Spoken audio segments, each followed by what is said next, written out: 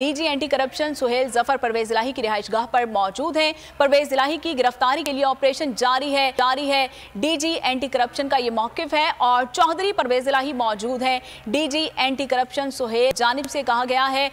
लाहौर से खबर है, अहम खबर है, अपडेट हुई है। आपको बताते चलें कि DG anti corruption Suhail Zafar Parvez Elahi की रिहाइशगाह पर इस वक्त मौजूद हैं और परवेज इलाही की गिरफ्तारी के लिए ऑपरेशन जारी है, जो कि रात 10 बजे से शुरू हुआ है और चौधरी परवेज इलाही यहां मौजूद हैं।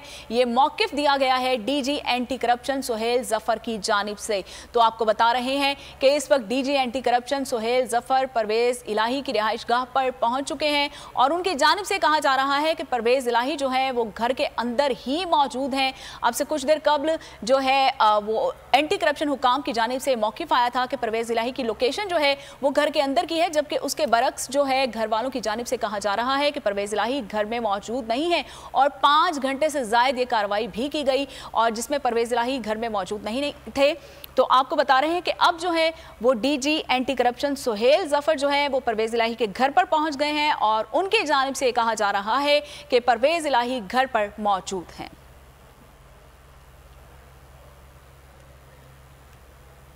चौधरी परवेज इलाही के वकील आमिर सईद एडवोकेट ने पुलिस की कार्रवाई के खिलाफ पिटीशन दायर करने का ऐलान कर दिया। बोल न्यूज से बातचीत करते हुए बताया कि साबिक वजीर आला का घर का कोई कमरा ऐसा नहीं जहां तोड़ फोड़ ना की गई हो। दहशतगर्दों के खिलाफ भी कभी इस तरह की कार्रवाई नहीं की गई।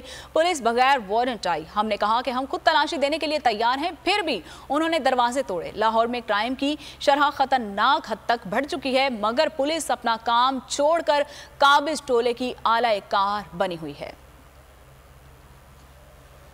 अब इसके ऊपर जो कानून और आइन के खिलाफ जाएंगे, हम उनके लिए यही है कि सुबह अदालत में जाएंगे।